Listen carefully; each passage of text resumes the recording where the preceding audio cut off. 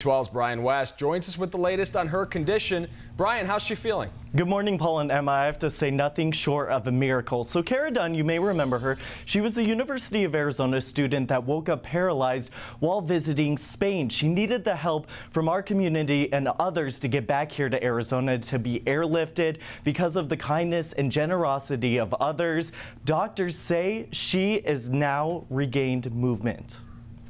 It's really scary, so you just want to do what you can to help out and make sure that our really good friend comes back to the U.S. and gets the best care that she can get. 20-year-old Kara Dunn suffers from Guillan-Barre Syndrome, a rare disorder that battles the nervous system. 2 weeks ago, the U of A student woke up in Spain, unable to move her arms and legs. It's hard hearing that one of your best friends has such a rare and harmful disorder and you can't even be there with her. Her friends and family set up a GoFundMe page asking the public to help raise $100,000 to airlift Kara to the States. Within 3 weeks, the entire sum was funded, and Kara was airlifted to Barrow Neurological Institute at St. Joseph's Medical Center in Phoenix. When Kara arrived, doctors say she had lost movement in her arms, hands, legs, and feet. Her respiratory system was starting to fail, and Kara developed pneumonia. But she never gave up the fight. 2 weeks later, after undergoing neurorehabilitation, Kara is now able to walk and talk,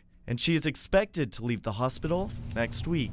So some good news there. Now this morning, Kara, her brother Ryan, and also her doctor, they're all going to be talking to the media. That happens at 10:45. You can expect an update on 12news.com. Paul, Emma. Looking forward to that. That's an amazing story. I know. I need to put her in contact with someone who I know went through this exact same thing. But he was Can in you high school. imagine just waking up one day paralyzed? Paralyzed. And then all of a sudden it's back. I mean, wow. Incredible. Thanks, Brian. All right.